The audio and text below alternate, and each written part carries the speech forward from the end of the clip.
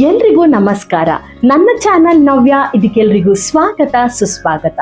ಕಳೆದ ಭಾಗದಲ್ಲಿ ನಾವು ನೋಡಿದ್ದೆವು ಹೇಗೆ ಭರತನು ಸತ್ಯ ತಿಳಿದು ತುಂಬಾ ದುಃಖಗೊಂಡನು ಎಂಬುದನ್ನು. ಇಂದು ನಾವು ಅವನು ತನ್ನ ಅಣ್ಣನನ್ನು ಹುಡುಕಲು ಹೇಗೆ ಹೊರಟನು ಎಂಬುದನ್ನು ನೋಡೋಣ. ಅಯೋಧ್ಯೆಯಲ್ಲಿ ದುಃಖದ ವಾತಾವರಣ. ಆದರೆ ಭರತನ ಮನಸ್ಸಿನಲ್ಲಿ ಒಂದೇ ನಿರ್ಧಾರ, ನಾನು ರಾಮನನ್ನು ಹಿಂದಿರುಗಿಸಬೇಕು ಎಂದು. ಅವನು ಒಬ್ಬನೇ ಹೋಗಲಿಲ್ಲ. ಅವನ ಜೊತೆ ಶತ್ರುಘ್ನ, ಮಂತ್ರಿಗಳು, ಗುರುಗಳು ಮತ್ತು ಸಾವಿರಾರು ಜನರು ಹೊರಟರು. ಇದು ಸಾಮಾನ್ಯ ಪ್ರಯಾಣವಲ್ಲ, ಇದು ಪ್ರೀತಿ ಮತ್ತು ಧರ್ಮದ ಪ್ರಯಾಣ. ಭರತನು ಅರಣ್ಯದ ಕಡೆ ಸಾಗುತ್ತಾ ಪ್ರತಿ ಹೆಜ್ಜೆಯಲ್ಲೂ ರಾಮನನ್ನು ನೆನಪಿಸುತ್ತಿದ್ದನು.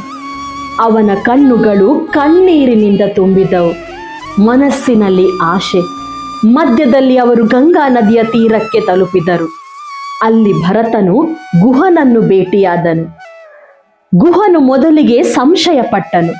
ಇವನು ರಾಮನಿಗೆ ಏನಾದರೂ ಹಾನಿ ಮಾಡಲಿಕ್ಕೆ ಬಂದಿದ್ದಾನೋ ಎಂದು ಯೋಚಿಸಿದನು.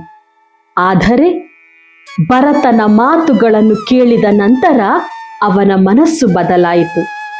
ಭರತನು ಕಣ್ಣೀರಿನಿಂದ ಹೇಳಿದನು, ನಾನು ನನ್ನ ಅಣ್ಣನನ್ನು ಹಿಂತಿರುಗಿಸಲು ಬಂದಿದ್ದೇನೆ ಎಂದು. ಗುಹನು ಅವನ ನಿಷ್ಠೆಯನ್ನು ಅರ್ಥ ಮಾಡಿಕೊಂಡು ಅವನು ಅವರನ್ನು ಗೌರವದಿಂದ ಸ್ವಾಗತಿಸಿದನು. ಅವರು ಗಂಗೆಯನ್ನು ದಾಟಿದರು. ಅರಣ್ಯದ ಒಳಗೆ ಇನ್ನಷ್ಟು ಮುಂದೆ ಸಾಗಿದರು. ಪ್ರತಿ ಹೆಜ್ಜೆಯಲ್ಲೂ ಭರತನ ಹೃದಯದಲ್ಲಿ ಒಂದೇ ಪ್ರಶ್ನೆ, ನಾನು ರಾಮನನ್ನು ನೋಡಬಹುದೇ ಎಂದು. ಕೊನೆಗೂ ಅವರು ಚಿತ್ರಕೂಟದ ಸಮೀಪಕ್ಕೆ ತಲುಪಿದರು. ಅಲ್ಲಿ ರಾಮ, ಸೀತಾ ಮತ್ತು ಲಕ್ಷ್ಮಣರು ವಾಸಿಸುತ್ತಿದ್ದರು. ಭರತನು ತನ್ನ ಅಣ್ಣನನ್ನು ನೋಡಲು ಸಿದ್ಧನಾಗಿದ್ದನು. ಆ ಕ್ಷಣ ಅವನ ಜೀವನದ ಅತ್ಯಂತ ಭಾವನಾತ್ಮಕ ಕ್ಷಣವಾಗಿತ್ತು.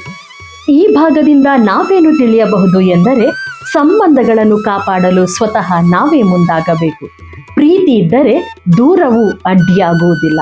ಸರಿ, ಭರತನು ರಾಮನನ್ನು ಭೇಟಿಯಾದ ನಂತರ ಏನಾಗುತ್ತದೆ? ಭರತನು ರಾಮನನ್ನು ಹಿಂತಿರುಗಿಸಲು ಸಾಧ್ಯವಾಗುತ್ತಾನೆ ಎಂಬುದನ್ನು ಮುಂದಿನ ಭಾಗದಲ್ಲಿ ತಿಳಿಯೋಣ. ಮತ್ತೆ ಸಿಗ್ತಾ ಇರುವ ಜೈ ಶ್ರೀರಾಮ್.